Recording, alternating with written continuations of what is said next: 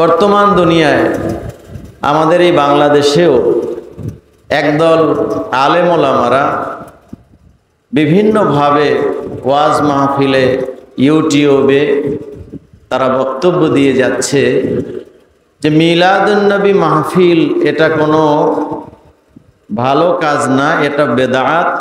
মিলাদুন্নবীর মাহফিল করলে কোনো লাভ নাই, এটা সাহাবায়ে কেরাম করেন নাই।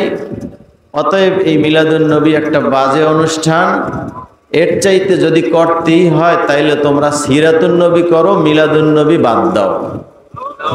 এরকম একদল আলেম ওলামার বক্তব্য আপনারা কানে শুনছেন? জোরে বলেন, শুনছেন? আজকে মাহফিল করে গেলেন না, কালকে স্বরূপকাঠি বাজারে গেলেও যদি এই মাহফিল নিয়ে আলোচনা হয়, একদলে মসলা বলে দেবে, এ বেটা তোমরা যে মিলাদুন্নবী করছো ওটা তো বেদাত, ওতে সওয়াব নাই, গুনাহ হয়েছে। নাউযুবিল্লাহি মিন যালিক। কি বলেন? এরকম কথাবার্তা দোকানপাটে, হাটে বাজারে হয় না? কারণ এখন মাসলা জানে সবাই, মাওলানা আলেম লাগে না, যে কোনো কেউ মাসলা জানে। সেই জন্য দুই একটা জবাব আমি বলে আমার বয়ান শুরু করব, যাতে করে রাস্তাঘাটে উল্টোপাল্টা কিছু বললে তার সমুচিত জবাব আমরা দিতে পারি। এক নম্বরে, যদি বেদাত হয়, নবীজির যুগে এরকম মিলাদুন্নবীর মাহফিল ছিল না, সাহাবায়ে কেরাম নবীজির অত্যন্ত মহব্বতের, তারাও এটা করেন নাই, আমরা করতেছি, এটা যদি বেদাত হয়, বলুন আল্লাহর নবীর যুগে, সাহাবায়ে কেরামের যুগে যা ছিল না, বর্তমান সময়ে আমরা অনেক সেরকম কাজ করতেছি, চলমান আছে, সেগুলো আমরা অভ্যস্ত এবং সেগুলোকে আমরা দ্বীনের অংশ হিসাবে মনে করে আমরা আমল করে যাই। এরকমও আমল আছে না নাই? আল্লাহর নবী কি এরকম মাইকে ওয়াজ করছেন? আরেকটু জোরে বলেন। লক্ষাধিক সাহাবায়ে কেরাম বিদায় হজের সময়ে নবীজির সম্মুখ পানে ছিলেন আল্লাহর নবী, সেখানে খুতবা দিয়েছিলেন আরাফাতের ময়দানে। সেই খুতবাটা লক্ষ লক্ষ মানুষের সম্মুখে, হাজী সাহেবদের সম্মুখে দিয়েছিলেন, কোনো মাইক ছিল না। কি বলেন? ছিল। কিন্তু আল্লাহর রহমতে, আল্লাহর কুদরতে লক্ষ লক্ষ সাহাবীরা সামনে পিছনে কাছে ধারে যে যেখানেই ছিল না কেন, এটা নবীজির মুজিজা, তার বক্তব্য সমানভাবে সবাই কানে শুনেছেন। চিৎকার করে বলেন সুবহানাল্লাহ। এখন দেখা যায় মসজিদের ভিতর সাউন্ড বক্স দিয়ে, মাইক দিয়ে নামাজের ইমামতি করা হয়, মুয়াজ্জিন মাইকে আজান দেয়। কিন্তু নবীজির যুগে এরকম মুয়াজ্জিন কি মাইকে আজান দিত? নবীজি কি সাউন্ড বক্সে মাইকে নামাজ পড়াইতেন?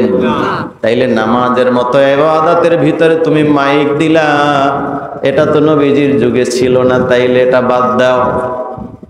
কি বলেন? বাদ দেওয়া লাগে না? বেদাত এটা নতুন জিনিস। আমি আপনাদের খেদমতে আরজ করব, আমরা রমজান মাসে তারাবিহের নামাজ, 20 রাকাত তারাবির নামাজ জামাতের সঙ্গে আদায় করি কি করি না? খুব খেয়াল করে শুনবেন, আমরা তারাবির নামাজ জামাতে পড়ি না?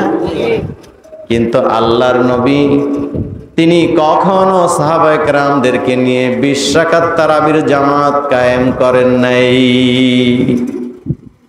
নবীজি যখন তারাবির নামাজ পড়তে, সাহাবীরা এসে পিছনে লাইন দিয়ে দিত। নবীজি বললেন, যাও যার যে বাড়িতে গিয়ে ভিন্ন ভিন্নভাবে নামাজ পড়ো, জামাতে পড়লে পরে এটা আমার উম্মতের জন্য ওয়াজিব হয়ে যাবে, কষ্ট হতে পারে, এই জন্য ভিন্ন ভিন্ন পড়ো, জামাত দরকার নাই। হযরত আবু বকর রাদিয়াল্লাহু আনহু তার খেলাফত আমলে তারাবির নামাজ তিনিও ভিন্ন ভিন্ন পড়ার সিদ্ধান্ত দিয়েছেন। কিন্তু হযরত ওমর রাদিয়াল্লাহু আনহু একবার রমজান মাসে তারাবির নামাজ যখন মুসল্লিরা দেখা গেল ভিন্ন ভিন্ন একা একা সবাই পড়তেছে, তখন তিনি নামাজ শেষে সব সাহাবায়ে কেরামদেরকে একত্রিত করে বৈঠক করলেন। বৈঠকে তিনি বললেন, ভিন্ন ভিন্ন ভাবে এভাবে তারাবির নামাজ আদায় করলে তারাবির নামাজের গুরুত্ব এক সময় কমে যাবে। তার চাইতে যদি একজন ইমাম নিযুক্ত করে তার পিছনে জামাত সহকারে আমরা তারাবির নামাজ পড়তে পারি, সেটা কেমন হয় তিনি প্রস্তাব দিলেন। সমস্ত সাহাবায়ে কেরাম তার প্রস্তাব সমর্থন করলেন। সাহাবায়ে কেরাম যখন ঐক্যমত হলেন, ইজমা হলেন, পরদিন থেকে তারাবির নামাজের জামাত শুরু হয়ে গেল। এখন আমার প্রশ্ন হইল, তারাবির জামাত নামাজ না, তারাবির জামাত নবীজির যুগে ছিল? জোরে বলেন ছিল? এইটা আবু বকর রাদিয়াল্লাহু আনহুর যুগেও ছিল না, হযরত ওমর রাদিয়াল্লাহু আনহুর যুগে এটা সাহাবায়ে কেরাম ইজমা করে ঐক্যমতের ভিত্তিতে এটা জারি করলেন, চালু করলেন, আজ পর্যন্ত আছে। এবং হযরত ওমর রাদিয়াল্লাহু আনহু সুন্দর তারাবির জামাত যখন অনুষ্ঠিত হলো, দেখে বললেন কি সুন্দর না একটা জামাত হলো, নি'মাতিল বিদআতু হাযিহি, এটা একটা কত সুন্দর না বেদাত। জোরে বলেন সুবহানাল্লাহ। তাইলে এটা হইল বেদাত, তারাবির জামাতটাও একটা কি বেদাত। জোরে বলেন তারাবির জামাত কি বেদাত। তবে এই বেদাতটা হলো উত্তম বেদাত, যেটাকে বলা হয় বেদাতে হাসানা। এটাকে বলা হয় কি উত্তম বেদাত, যেটার আরবি অর্থ হইলো, আরবি হলো বেদাতে হাসানা।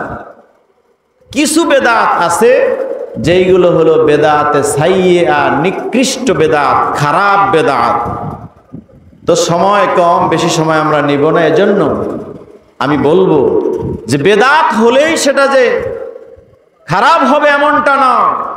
নবীজির জন্মে খুশি হয়ে তার জীবন বৃত্তান্ত আলোচনা শুনবো, এটা যদি বেদাত হয় সেটা হবে বেদাতে হাসানা, এটা অবশ্যই উত্তম, এটা সওয়াবের কাজ। বলেন আলহামদুলিল্লাহ। আরো জোরে বলেন আলহামদুলিল্লাহ। 2 নাম্বার, অনেকে বলবে যে নবীজির জন্মের কথা শুনে লাভ কি, সিরাত শোনো। সারসিনার হযরত পীর সাহেব হুজুর কেবলা, বর্তমান পীর সাহেব হুজুর কেবলা একটা বক্তব্যে সেদিন বললেন, আমরা মিলাদও বিশ্বাস করি, সিরাতও বিশ্বাস করি, মিলাদুন নবীও করি, সিরাতুন নবীও করি। জোরে বলেন মারহাবা। কারণ নবীজির জন্ম বৃত্তান্তের ভিতরেও উম্মতের জন্য অনেক খোরাক আছে, আর তার জীবন সিরাতের ভিতরেও খোরাক আছে। সুতরাং শুধু আমরা সিরাত না, আমরা সিরাতও পালন করব, মিলাদুন নবীও পালন করব। জোরে বলেন আল্লাহু আকবার।